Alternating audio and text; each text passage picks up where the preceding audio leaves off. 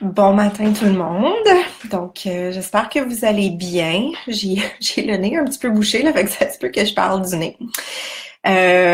Donc, c'est ça, j'espère que vous allez bien. Puis, que, bon, le live de la semaine dernière sur essayer de reconnaître la fin moyenne vous a aidé.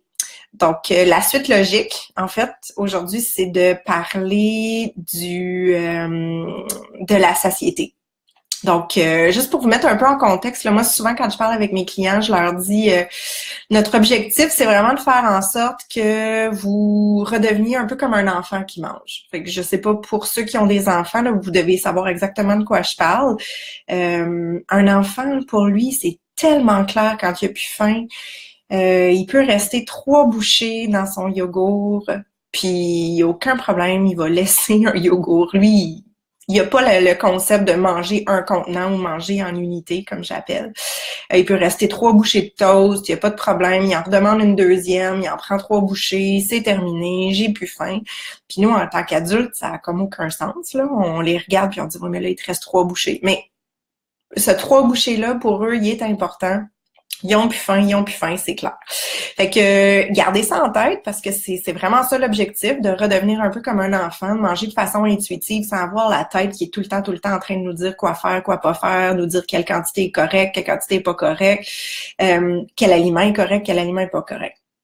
Bref, je pourrais vous parler de ça pendant des heures, mais aujourd'hui, ce que je m'étais dit que je ferais, c'est que je commencerai à vous parler de la satiété. Je sais pas si je vais avoir le temps de passer tous mes points, mais sinon, on se reprendra la semaine prochaine. J'aimerais ça possiblement le faire tous les mardis, matin à 9h30. Donc, je verrai là, si c'est un bon moment pour rejoindre les gens.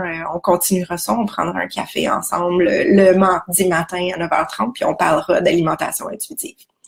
Donc, je vous dis que la première chose, dans le fond, à garder en tête, c'est vraiment que le corps est capable de vous indiquer quand vous avez suffisamment mangé pour ses besoins immédiats. D'accord? Puis c'est vraiment fort, ce signal-là de satiété. Je viens de vous parler des enfants. Je vais vous parler d'une étude qui a été faite avec des bébés. C'était super intéressant parce que c'était des bébés naissants. Donc, pour ceux qui ont eu des enfants, encore une fois, là, vous le savez, c'est pas mal un tube digestif, un bébé naissant. Là, c'est très, très intuitif. Puis, donc, ce qu'ils ont fait, c'est qu'ils ont pris en note la quantité de formules qu'un bébé consommait sur quelques jours. Puis ensuite, ce qu'ils ont fait, c'est qu'ils ont traduit ça en un nombre de calories. Puis, ils ont... bonjour Wael, je vois que tu es là. Donc, ensuite, ce qu'ils ont fait, c'est qu'ils ont pris la même formule, puis, allô Mélina, puis ils ont concentré la formule. Donc, ce que ça veut dire, c'est que pour chaque gorgée que le bébé prenait, il y avait plus de calories par gorgée.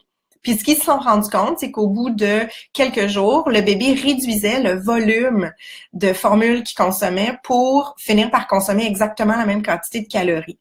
Donc, juste pour vous dire, là, c'est vraiment fort, ça, cette histoire-là des signaux de satiété. Le corps est capable de savoir quand on lui donne quelque chose de plus calorique, puis d'envoyer la satiété à ce moment-là.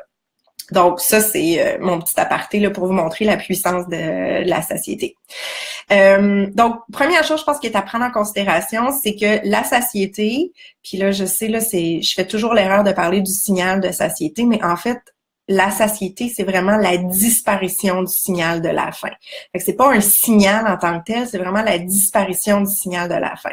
Fait que première condition, je vous dirais, pour être capable de bien écouter votre satiété, c'est de reconnaître votre faim. Parce que si on reconnaît pas la faim, on n'est pas capable de reconnaître quand la faim disparaît.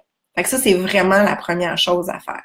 Deuxième chose, ne pas être affamé. Bon, j'espère que je vous ai convaincu la semaine dernière, là, pendant mon live, que le fait d'être affamé, souvent, ce que ça va faire, c'est que le corps, quand vous allez commencer à manger, il vous dira pas nécessairement quand il y en a eu assez parce que lui, il se dit, ça fait longtemps que je dis que j'ai faim, il n'y a pas de nourriture qui rentre. Là, il y en a, ben on va en profiter puis on va manger plus. Fait que ça, c'est la deuxième condition vraiment qui est essentielle selon moi. Troisième condition, prendre son temps. Donc, c'est très difficile de ressentir la satiété quand on mange très, très vite. Ça prend quand même un certain temps avant que le corps enregistre qu'il y a de la nourriture qui est en train de rentrer, puis donc il y a du carburant, il y a des calories qui sont en train de rentrer, puis que tranquillement, on peut calmer les signes de la faim. Donc, vraiment, le fait de prendre son temps, c'est important. Puis, je sais, on entend souvent parler, là, ça prend une vingtaine de minutes entre le moment où je commence à manger puis le moment où mon corps me dit qu'il y en a assez. Bon, c'est pas super clair d'où ça vient, cette histoire-là de 20 minutes. C'est plus ou moins vrai, dans le sens où la satiété peut se faire sentir avant le 20 minutes, mais chose certaine, ça prend quand même un certain temps pour que le corps enregistre que la nourriture qui rentre. Puis plus je mange vite, plus des fois ce qui arrive, c'est que par le temps que le corps réagisse puis dise OK, c'est correct, j'en ai assez, ben là, on a trop mangé. Fait que ça vous est peut-être déjà arrivé, là. De manger, puis là, de sentir que vous aviez plus faim, puis 10 minutes plus tard, 15 minutes plus tard, là, vraiment avoir l'impression d'avoir trop mangé, ben ça arrive quand on mange trop vite. Fait que ça, c'est important. L'autre chose, je vous dirais, essayez de rien faire d'autre en mangeant. Fait que souvent, ce que je dis à mes clients, c'est je leur dis, vous êtes en train d'apprendre. OK? Si vous êtes en train de faire plein d'autres choses pendant que vous êtes en train d'apprendre à reconnaître les signes que votre corps vous envoie, ça va être vraiment difficile de reconnaître ce qui se passe. Puis l'exemple que je donne souvent, c'est, je me rappelle quand j'ai appris à conduire manuel. OK, j'avais 16 ans, c'était super stressant. Fallait que je pense à plein de choses, pense à la clutch, pense à regarder les autres voitures, penser à ce que je faisais. Ça me demandait vraiment beaucoup de concentration. Si j'avais quelqu'un dans la voiture avec moi qui me parlait, s'il pleuvait, si j'étais dans la circulation, c'était la catastrophe, là. C'était vraiment difficile. Ben maintenant, ça fait plusieurs années que je conduis, donc c'est rendu pas mal automatique. Je peux avoir 2 enfants en arrière qui sont en train de se chicaner, il peut pleuvoir, puis je suis capable de faire ce que j'ai besoin de faire. Fait que c'est un peu la même chose. Si vous êtes en train de regarder la télévision, de travailler, si vous êtes en train de lire pendant que vous mangez, ça va être vraiment difficile de reconnaître quand votre corps vous indique que vous en avez assez. D'accord? Puis, petite anecdote intéressante quand même en lien avec la télévision, parce que ça, il y a beaucoup de gens qui me disent qu'ils mangent devant la télévision. Je vous le dis, quand on prend par exemple des enfants qui écoutent spontanément leurs signaux de satiété, qu'on regarde les quantités qui sont mangées quand ils sont assis à la table, puis qu'on prend les mêmes enfants, qu'on les met devant la télévision, ces enfants-là vont manger à peu près 25% de plus de calories. Donc, même des gens qui sont habitués à écouter leurs signaux de satiété, quand ils sont assis devant la télévision, vont manger plus que ce dont ils ont besoin, dans le fond. Fait que c'est super important, ce volet-là, même si c'est difficile à faire d'essayer de pas manger devant la télévision. Donc, on a parlé de prendre son temps, déposer la fourchette, ça peut être une solution, une idée là pour essayer de manger un petit peu plus lentement. Donc, déposer la bouchette la bouchette, la fourchette entre chaque bouchée, ça peut vous aider justement à vous obliger à prendre un petit peu plus votre temps, puis à réfléchir chaque fois que vous mettez une bouchée, vous prenez une bouchée. Voir si vraiment vous ressentez encore la faim. Un petit truc des fois, c'est de vous dire, ben à la moitié de mon assiette, je vais prendre une pause, puis je vais refaire le point. Je vais voir où j'en suis dans le fond. Est-ce que ma faim est aussi intense qu'elle était au début de mon repas? Est-ce que ce que j'ai dans mon assiette, ça me tente encore? Est-ce que ma faim est diminuée de moitié? Est-ce que j'ai presque plus faim? Donc, ça vous permet vraiment de refaire le point en vous disant, en vous obligeant de prendre une pause à la moitié de l'assiette. Je suis pas en train de vous dire que vous devez juste manger la moitié de votre assiette. Là. Je suis en train de vous dire que ça vaut la peine de prendre ce temps-là de réflexion. Ce que je remarque aussi beaucoup, c'est que les gens ont de la difficulté à tolérer qu'il reste des bouchées dans leur assiette.